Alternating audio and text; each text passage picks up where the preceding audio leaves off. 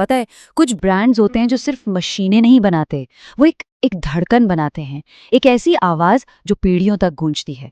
आज हम बात करेंगे रॉयल एनफील्ड की, एक ऐसी मोटरसाइकिल जिसने अपनी मौत को भी मात दे दी। कमाल है ना। और यही सवाल असल में इस पूरी कहानी का दिल है। देखिए, ये सिर्फ लोहे और इंजन की कहानी नहीं है, नहीं, ये कहानी है जुनून की, पहचान की और एक ऐसी विरासत की। सोचिए, जिसने एक देश में दम तोड़ दिया और दूसरे देश में जाकर एक नई जिंदगी पाई। तो चलिए इस जबरदस्त सफर को ना एकदम शुरू से समझते हैं। एक ऐसी कहानी जो ब्रिटेन के जंग के मैदानों से शुरू हुई और आज भारत की सड़कों की धड़कन बन गई है। तो हर कहानी की एक शुरुआत होती है ना। रॉयल एनफील्ड की कहानी शुरू हुई इंग्लैंड के रेडिच शहर से।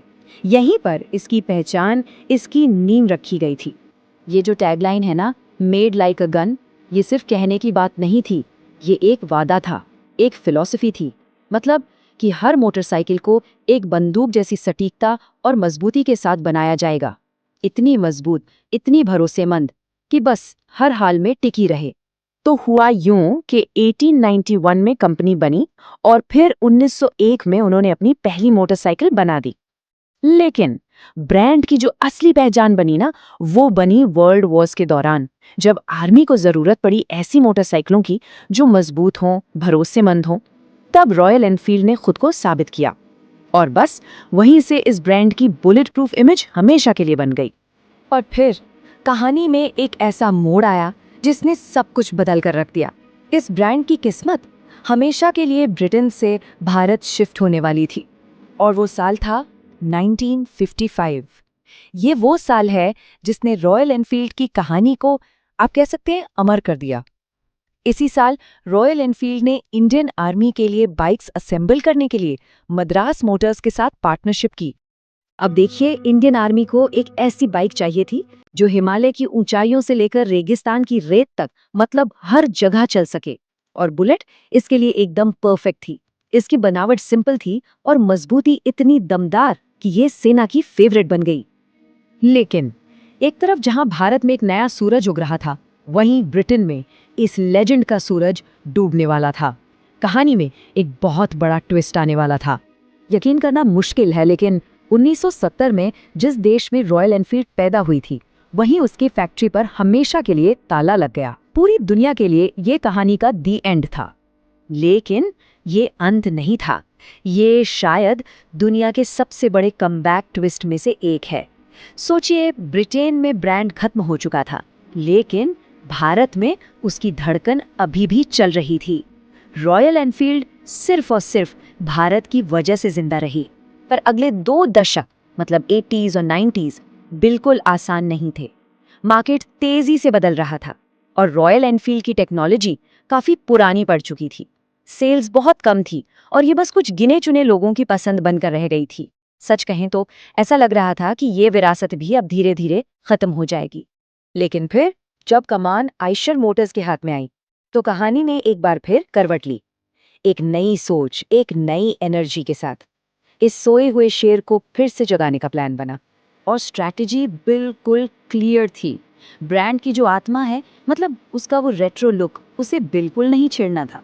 लेकिन उसका जो दिल है, यानी इंजन और टेक्नोलॉजी, उसे पूरी तरह से मॉडर्न बनाना था। मकसद सिर्फ एक बाइक बेचना नहीं था, बल्कि एक पूरा लाइफस्टाइल बनाना था। वो बूढ़े लोगों की बाइक वाली इमेज को तोड़कर इसे युवाओं का नया जुनून बनाना था। और हुआ भी वही। क्लासिक 350 जैसे मॉडल्स के साथ वही पुरानी धुक धुक की आवाज, जिसे हम थंप कहते हैं, वो एक नई पीढ़ी की धड़कन बन गई। अब ये सिर्फ एक बाइक नहीं थी, ये आजादी का, स्टाइल का एक सिंबल बन गई। तो भारत में अपनी जड़ों को मजबूत करने के बाद अब बारी थी दुनिया को फिर से फतह करने की। रॉयल एनफील्ड ने एक बार फिर ग्लोबल स्टेज पर एक जबरदस्त वापसी की। और ये वापसी हुई 650 ट्विंस के साथ। इंटरसेप्टर 650 और कॉन्टिनेंटल जीटी 650, इन बाइक्स ने तो पूरी दुनिया को हैरान कर दिया। परफॉर्मेंस शानदार, फील एकदम ऑथेंटिक, रेट्रो, और कीमत ऐसी कि कोई मुकाबला ही नहीं कर सकता था। और इस कामयाबी का नतीजा, आज royal Enfield global mid size motorcycle market का बेताज बादशाह है। इसने दुनिया भर के बड़े बड़े ब्रांड्स को पीछे छोड़ दिया है। तो आखिर में सवाल ये उठता है कि आज रॉयल एनफील्ड का मतलब क्या है? ये सिर्फ एक मोटरसाइकिल से तो कहीं ज्यादा है। ये प्योर मोटरसाइकिलिंग का एक एक्सपीरियंस है। ये वो जानी पहचानी थंब है जो सीधे दिल में उतरती है। ये ग्लोबल रेट्रो कल्चर का एक जरूरी हिस्सा है। और हाँ, भारत के लिए ये एक गौरव की बात है। एक ऐसा प्रीमियम ब्रांड जो आज दुनिया पर राज कर रहा है। रॉयल एनफील्ड की कहानी ना हमें एक बहुत जरूरी बात सिखाती है कि ब्रांड्स जो होते हैं वो सिर्फ मशीनों और टेक्नोलॉजी से नहीं बनते, वो बनते हैं एहसास से, जुनून से, इमोशंस से। और अब भविष्य की दहलीज पर एक सबसे बड़ा सवाल खड़ा है। जब इंजन खामोश हो जाएंगे, जब दुनिया इलेक्ट्रिक हो जाएगी, तब रॉयल एनफील्ड अपनी आत्मा, अपनी उस अमर धमक को कैसे जिंदा रखेगा? ये वो चैलेंज है जिसका जवाब ही इस लेजेंड का अगला चैप्टर लिखे।